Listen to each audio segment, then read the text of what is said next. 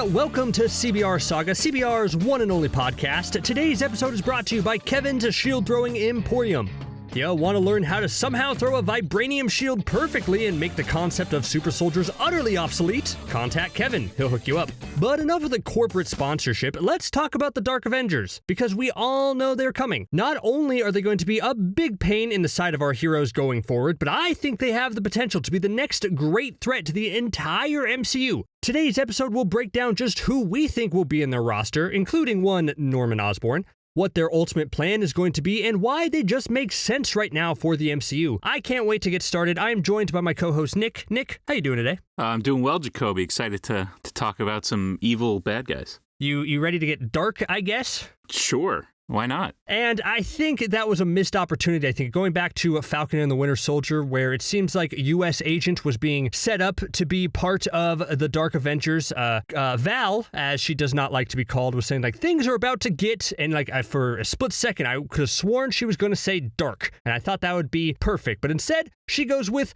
weird. Things are about to get weird. And I found that a little weird myself. What about you? Yeah, that whole scene was a little weird, especially when it was very on the nose, especially when she was just like, we don't need a Captain America, we need a, and then looks both ways, U.S. agent. I was like, yes, his name is U.S. agent. Okay, cool. And then, yeah, it would have been the icing on the cake had she, like, referenced the Dark Avengers. But then she did say weird, and I agree with you. I was kind of like, yep, that's how I'm feeling about this. Especially that line, it's like, the world doesn't need a Captain America, it needs a U.S. agent. I wish John Walker would have been like, is it too late to change the name? Because that's like it is a downgrade, it seems like. It's like, he's like, yeah, I'm excited, I'm on board with it. But it's like, I prefer a different name than U.S. agent.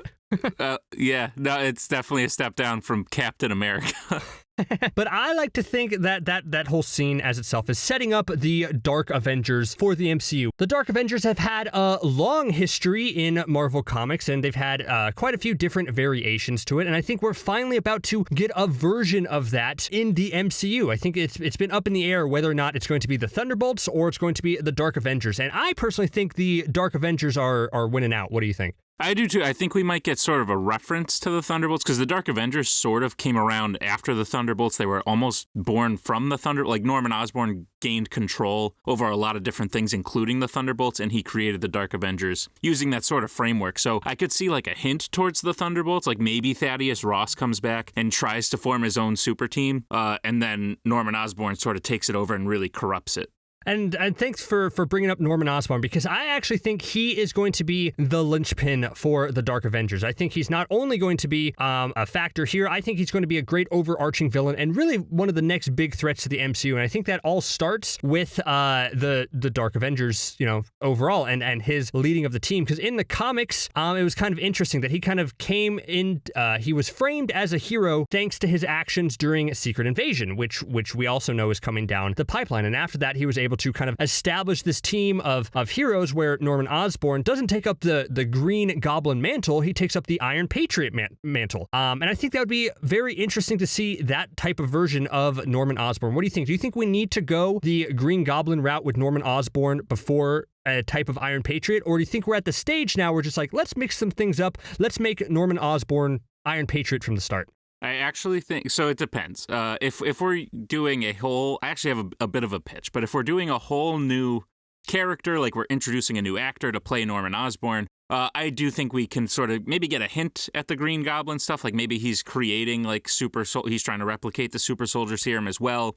Yeah, like maybe that's he makes original. the Hobgoblin. Maybe he makes the Hobgoblin out of that serum and then becomes Iron Patriot. I'd like a hint towards like the Green Goblin origins, but I do think we've seen it now, and we could get something different from Norman Osborn. I just think that'd be interesting. I just think that's the way that the MCU could kind of go, because I think Norman Osborn itself is a great character, because we've kind of got a few teases, I guess, like a little bit. Like I remember back, I think in between the first Spider-Man and the second Spider-Man movie, there was like casting rumors that Matthew McConaughey was kind of offered a role in the MCU, and a lot of people were speculating that was Norman Osborn. And so it's like, I feel like they've been wanting to use Norman Osborn for a bit, and they're just trying to figure out the right way to bring him in. So I think if you have it so Norman Osborn is the leader / maybe tech guy. He's the Iron Man role, so to speak, because he is a genius. I mean, like and then especially if you have him in an Iron Patriot suit, I think he would fill that role pretty well. Do you think the Dark Avengers should have counterparts? Like, like the Dark Tony Stark, the Dark Thor, the Dark Captain America? Because, we're kind of on that path already. Because if U.S. Agent is the Dark Captain America and Norman Osborn could be the Dark Tony Stark, I think that's a path we could go down. Yeah, actually, that's definitely a path we're going down. And it's one the sort of MCU has kind of done from the beginning when you think about it. One of the biggest critiques of the MCU in the beginning was that the villains were just sort of carbon copies of the heroes, only they're bad. So it's definitely something the MCU is used to. Only now I think it's better because they're not just straight up bad guys anymore. Like U.S. Agent, I definitely don't think he was a good guy by the end of it, but he also wasn't totally a bad guy. The lines between hero and villain are becoming blurred. So I think we could get sort of different versions of the hero. So U.S. Agent isn't like a fully evil Captain America, but he sort of toes the line down the middle. I think Armor Wars could give us that sort of Iron Man person you're talking about. I think Norman Osborn could be more of like the Nick Fury of the Dark Avengers, where, yes, he's smart and he contributes like technology and stuff like that as well, like Tony Stark did, but he's more of the bringing people together. Oh, okay. I kind of like that as him kind of like, because Norman Osborn, he works from the shadows, right? He doesn't like to put himself front and center a lot of the time, to reveal his true nature. So I could see that. He could be the Nick Fury-esque. I'm trying to think who else would make a good Dark Avengers thing. I guess there's a lot of comic characters we can draw from, but kind of first let's talk about the characters that we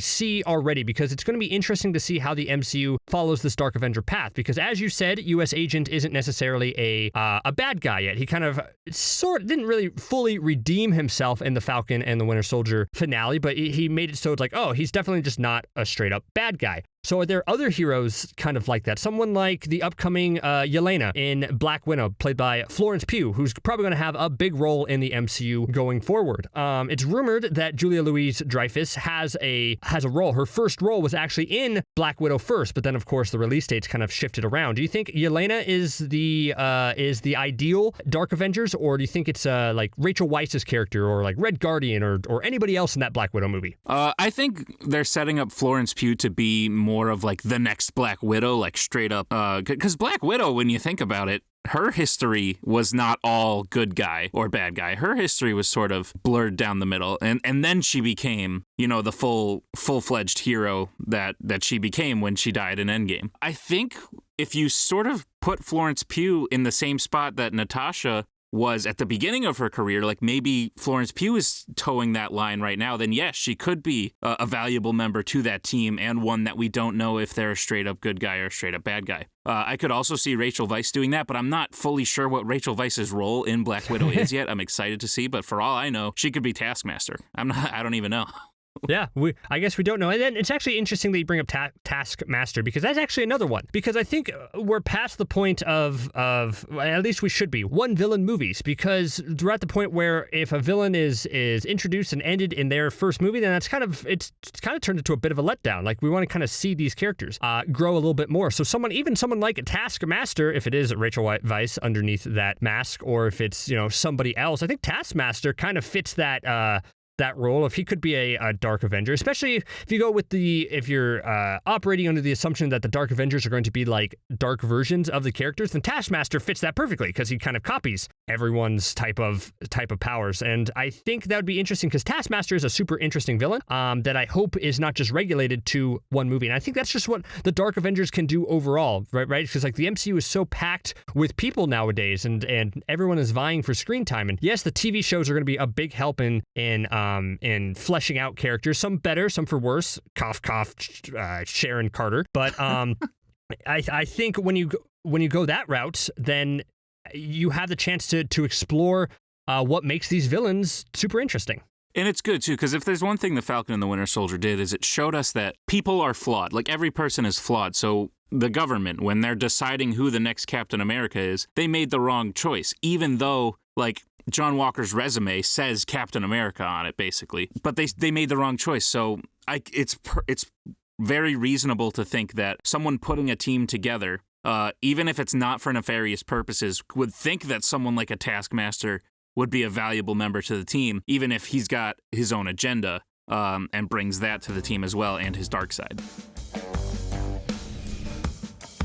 And I guess that made me think of a question of just like, because if in my mind, a lot of the times the government is going to be the one kind of sponsoring the Dark Avengers or whoever Val is working with, be it like Norman Osborn, but I always trace it back to the government. Do you think that that's a good story option to go with? Because the government in the MCU has been horrible from the start. There's never like, it just goes horribly wrong, and they keep making the same exact mistakes. Is it bad if we keep going back to that well of, oh, the government is trying to sponsor another team, and of course they're all full of bad guys? Like, do you think that's a reflection of they're going to keep trying, they're going to keep failing because only the Avengers can do what the Avengers do? Or do you think there should be a kind of a new storyline or plot driver? I mean, it's repetitive, but it's believable because that's what happens in real life. It's what happens throughout history, like over and over and over again. People who don't learn from history are doomed to make the same mistake. So it's perfectly reasonable that pattern would repeat itself. It's just someone new not learning from history and making that mistake again. Okay, that's a good justification for it. Who else would you put on the Dark Avengers team? Would you draw from more established characters, like maybe like, I don't know, pulling Agatha Harkness from her tormented destiny of a fate worse than death, or would you bring in like comic characters? Like, for example, Sentry is a comic character that is super powerful, and I think fans have been clamoring for him for a while. Would you use this as an opportunity to bring in new characters or anything like that? So yes, I would use it as an opportunity, but first I want to talk about an established character that I think would be a really good member. You brought up Agatha Harkness, which is funny because I think this new Dark Avengers team could use a sorcerer.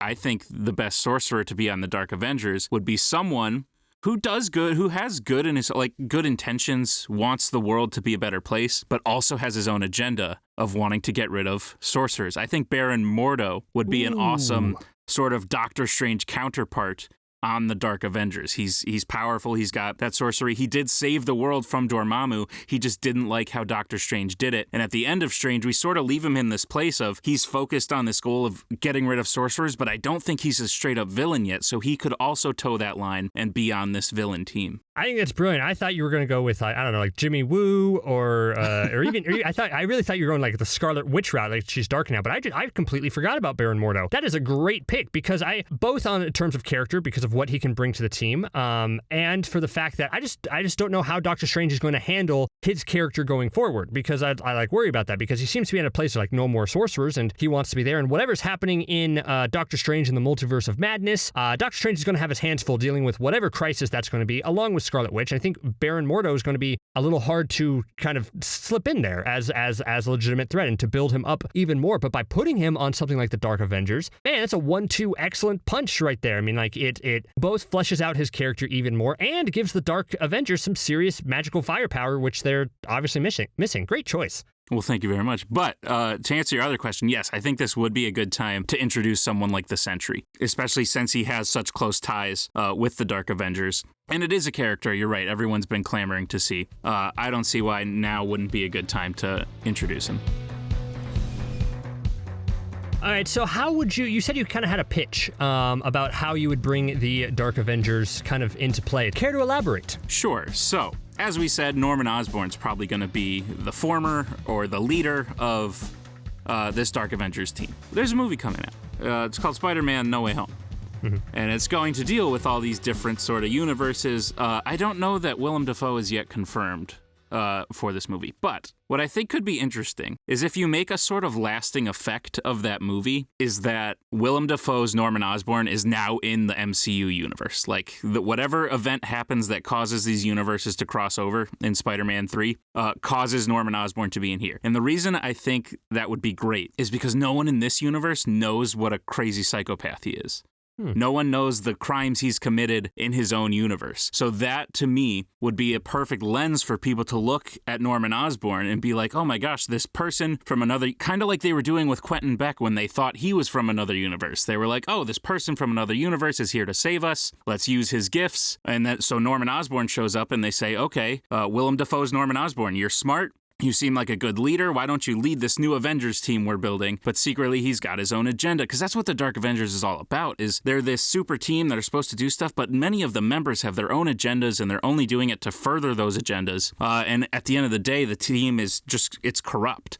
So I would want to bring in Willem Dafoe's Norman Osborn because he already has this established past. We wouldn't need to see the Green Goblin stuff done over again because we've already seen it with him, but the people in this universe haven't, so that's why they would trust him to lead this team. Ooh, excellent points. Because I was on the mindset of just like, let's recast Norman Osborn and get someone who can be there for a long time. But thinking about it, Willem Dafoe was the perfect Norman Osborn, and we have an established relationship with him. And seeing and knowing his backstory and going into Spider-Man No Way Home and have those long-lasting implications for a character like Norman Osborn is brilliant.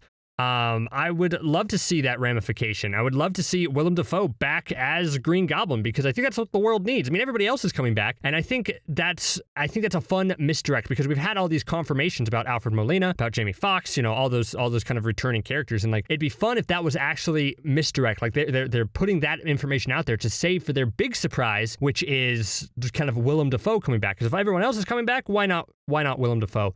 So I agree with you. I think if he can somehow cross over to our world, I think that would solve the problem of, well, where's Oscorp during this whole thing, and how come we had never heard about billionaire Norman Osborn before, or anything like that, instead of him just showing up. I think the best way is to cross him over, and then go ahead. And we could even say that like Norman Osborn doesn't exist in the MCU. There's no like alternate version of him in the MCU. So Willem Dafoe shows up. I don't even want him to be like a main part of Spider-Man 3. I want him to basically be a post-credit scene. Like whatever happened causes him to be in this universe too. And he basically looks at the MCU and says, okay, time to start over. And we rebuild, because the Dark Avengers really got their start in Norman Osborn after Secret Invasion. So we've got a whole mess of time between now and Secret Invasion. So if Norman Osborn shows up, he's got time to rebuild Oscorp. He's got time to become good in the public eye, even though he's not. And by the time Secret Invasion's over, he could even help in stopping Secret Invasion. And then that's what makes them trust him to lead this team. Ooh, yeah, I totally love what you said about a post-credit sequence, because I can see it now. Like I can see it in my head of No Way Home. It deals with these villains being plucked out of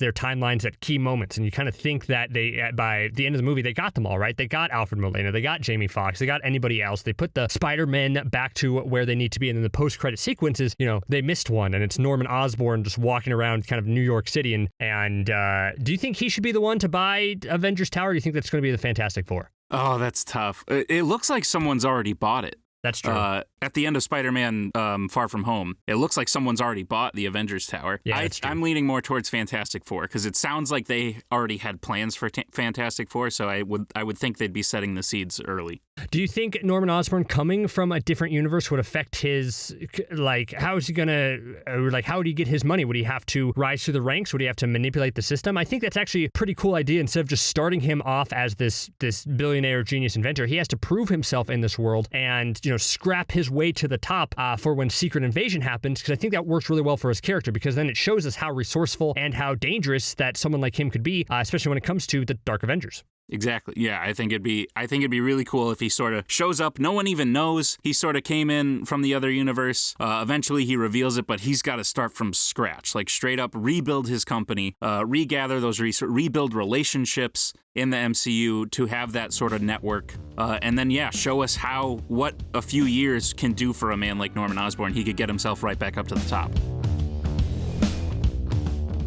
So overall, kind of what we're saying is this is a long game, right? Like this is the Dark Avengers shouldn't just be like, oh, in the very next show, it's like, oh, the Dark Avengers are established, everything else. If the MCU really wants to build out the Dark Avengers to be legitimate threats, which I think they totally should, because it's a completely different type of villain that we've seen so far, then they should definitely take their time, and I have faith that they'll do that. The MCU has always taken its time, so I think they'll be really exciting. Well, okay, I started this conversation already pretty excited about the Dark Avengers, but after talking to you, Nick, I am even more excited. I am ecstatic to see what the future of the MCU holds for these Dark Avengers, and I can't wait to see what happens next.